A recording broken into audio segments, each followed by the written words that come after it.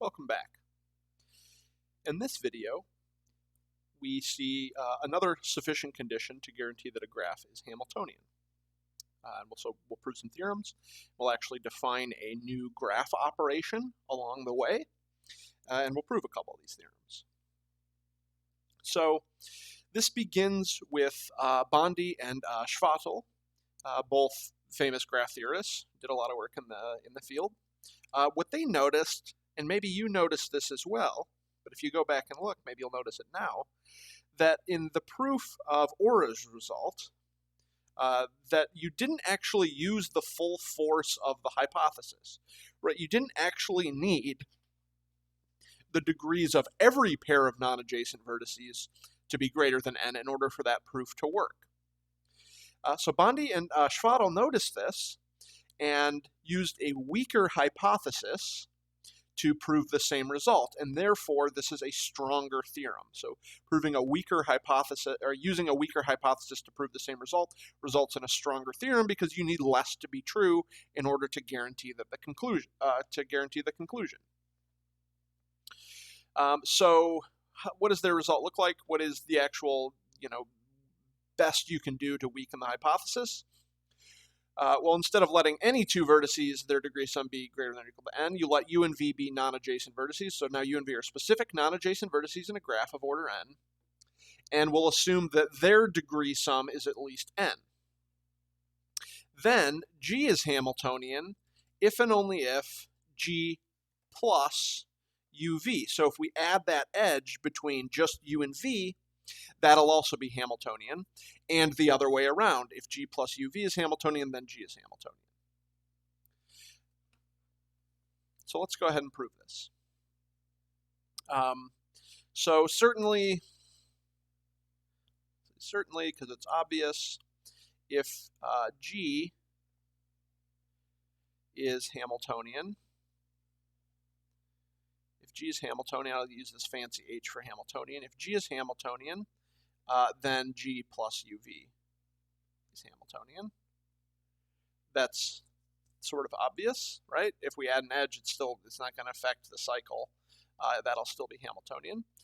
So we just need to verify the converse. So suppose g plus uv is Hamiltonian, and assume g is not. So proof by contradiction. So we're assuming g plus uv is Hamiltonian and g is not.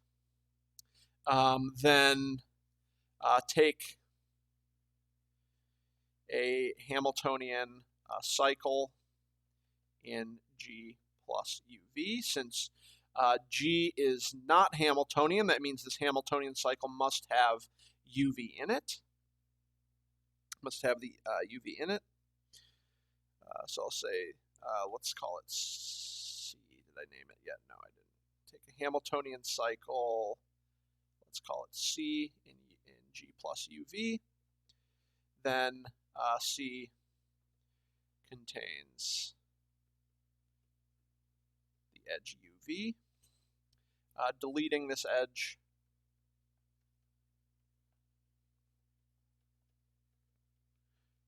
from C gives, this is just like the result of Ora's result, just like the proof of Ora's result, I mean.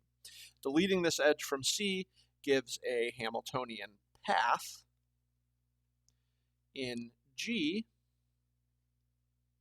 And so again, we're in this situation where I have U, and I get this path, to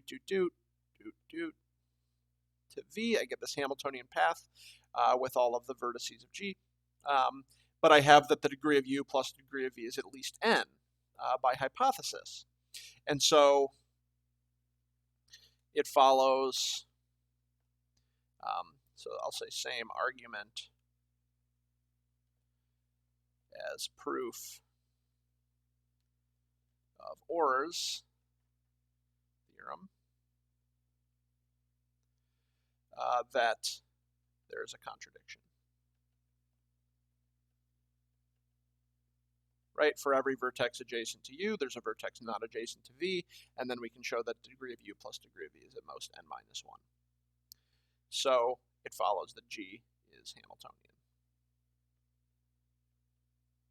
And that proves this result. So this is a weakening.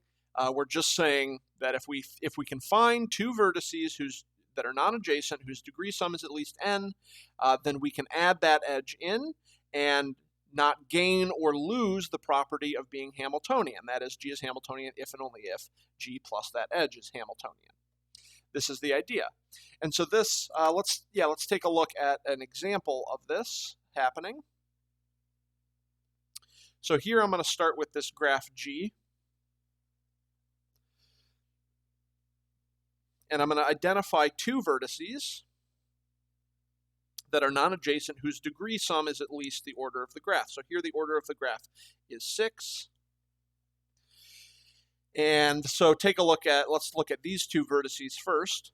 Notice that they each have degree 3 and they're non-adjacent, so their degree sum is 6. And so that means I can add the edge in, and the resulting graph is Hamiltonian if and only if the previous graph is Hamiltonian. So let me copy this.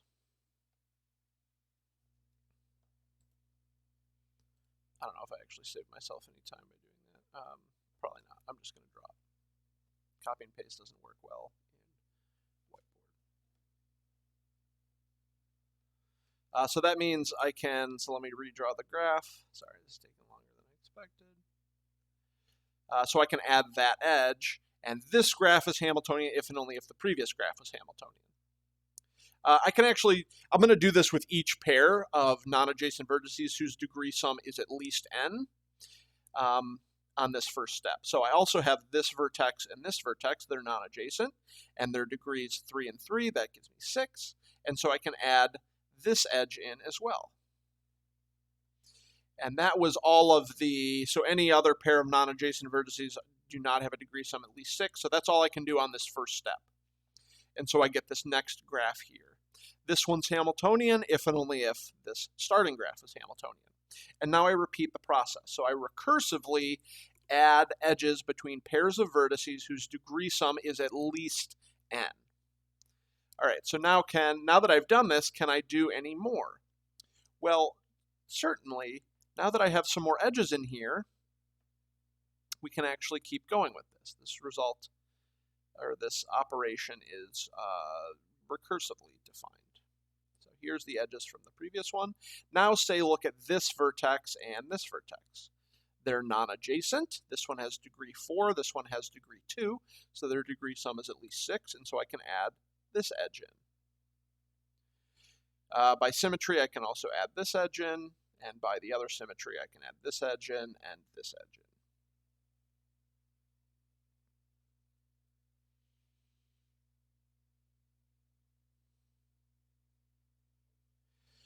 And now we can go one more step on this. So I sort of did the best I could do over here in terms of non-adjacent. I still have this one and this one. Their degree sum is not at least 6, but in this graph it is. So let me go one more step here, and we'll get that final edge. So right now I'm just copying over the previous graph.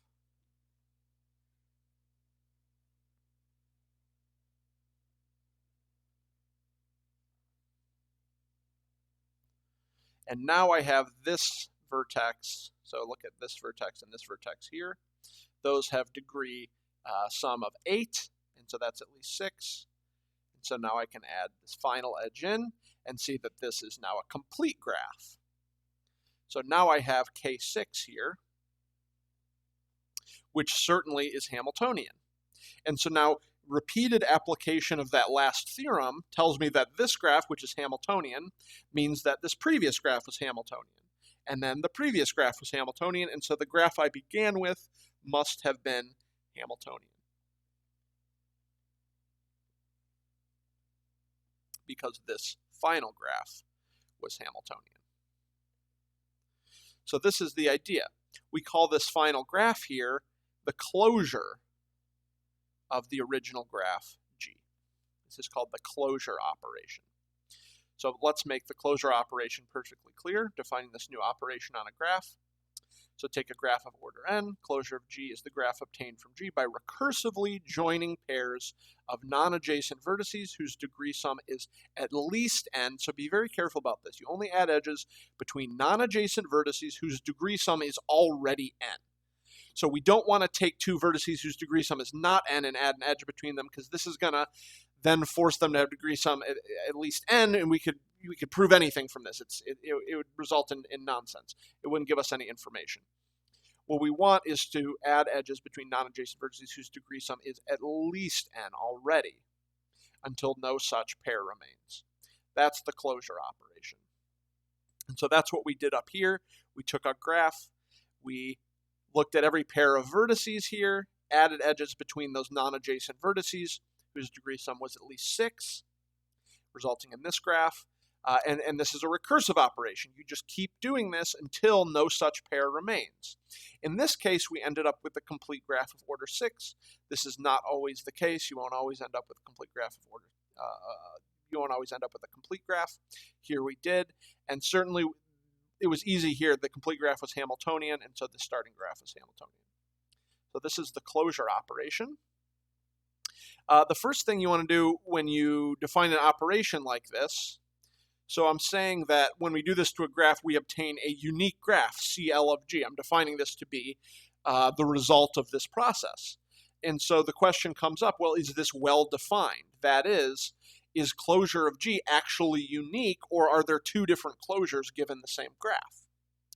And so whenever you define a new operation like this, you need to make sure it's actually well defined. That is, that we can't get two different things out of this. And actually, it is well defined. And so what that means is if I have a graph G of order n, and I obtain these two graphs G1 and G2 are obtained by that process, recursively joining pairs of non-adjacent vertices whose degree sum is at least n, such that no pair remains, then G1 is actually equal to G2. So that is this closure operation. These would both be equal to the closure of G. So that is, there's no harm in calling this the closure of G and running into the problem where maybe closure of G is possibly many different graphs. It's always a unique graph, is what we're saying. So let's prove this. So suppose G1 is obtained by adding the edges E1, E2 up through ER to G. So G1 was obtained by adding these edges, and let's suppose G2 is obtained by adding the edges, let's call these F1, F2 up through Fs to G, and we got G2. So we did this process. Process results in adding a bunch of edges. So let's say we add the edges, these E edges to G1 or to G to get G1, and these F edges to G to get G2. Of course, some of these edges might be the same, and indeed we want to show that they're all the same. That is, R is equal to S, and each of these edges, the set of edges are the same in both cases. That's what we want to show. In fact, G1 is equal to G2. The set of edges that we added was the same. So let's assume, to the contrary, that they're not the same. G1 is not equal to G2. All right, well, we've done a proof like this before. Then there is some first edge, E sub I, and let's call this X sub Y in the sequence, such that EI is not in F. So that is that E sub I, such that E sub I does not belong to the edges of G2. So that is, we added some edge to G to obtain G1 that we didn't add to G to obtain G2. That would have to be true if G1's not equal to G2. Okay, so let's say, okay, so now if I equals 1, we're going to make this new graph. Let's say H is equal to G this case. Otherwise,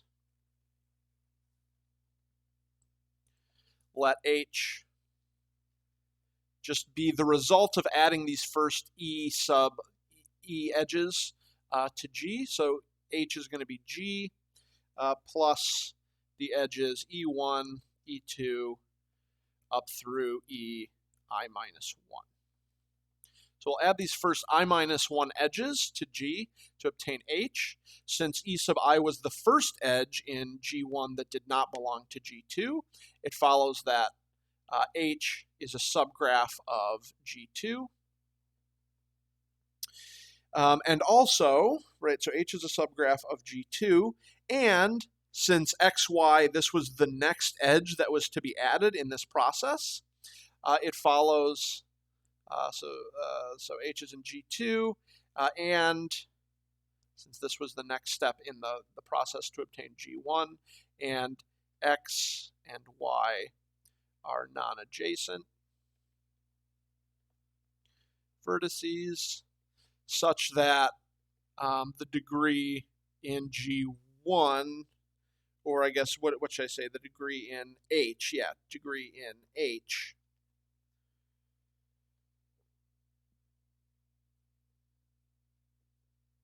of X plus the degree in H of Y is at least N. Right, because we got to this step in the process. To obtain G1, we now added this edge XY, and so it must have been the case that they were non-adjacent and had degree sum at least N, because that was the next edge we were going to add. Of course, this means that since H is a subgraph of G2, this means that the degree of X plus degree of Y in G2 is also at least N, because H is a subgraph of G2. And therefore, XY would have been added at some point in the sequence. But it wasn't. We're assuming it's not in G2, and so this is a contradiction.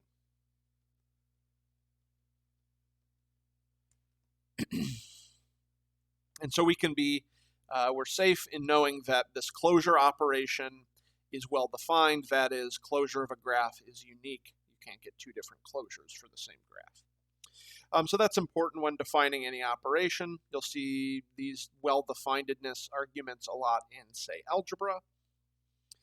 When dealing with equivalence classes, that's another place you'll see these well-definedness things.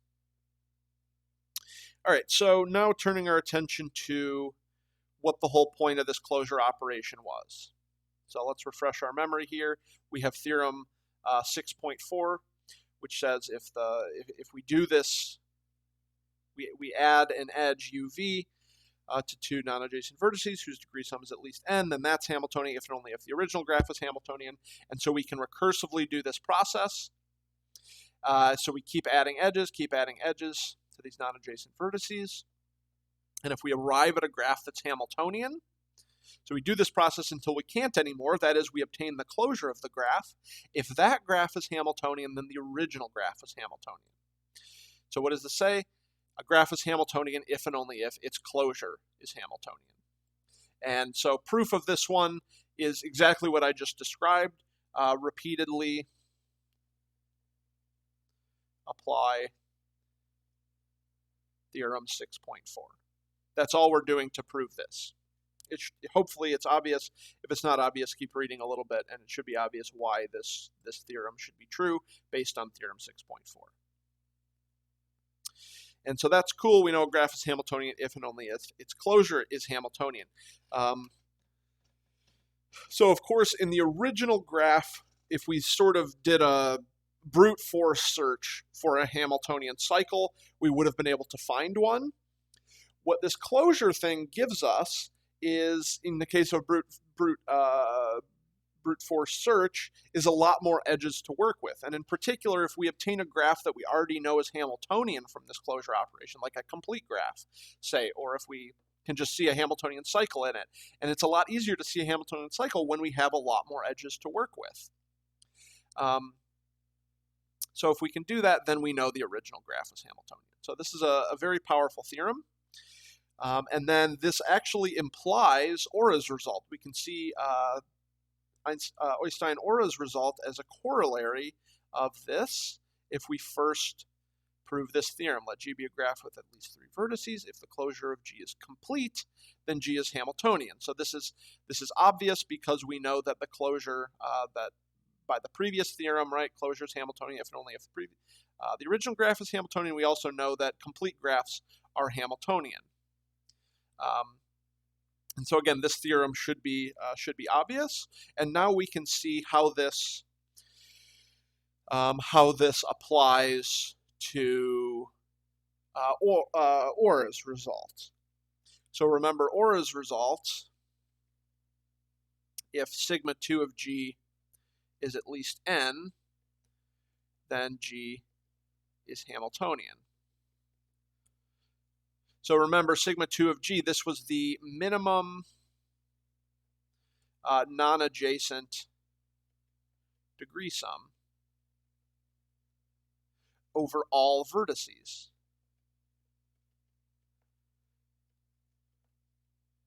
Of non-adjacent vertices.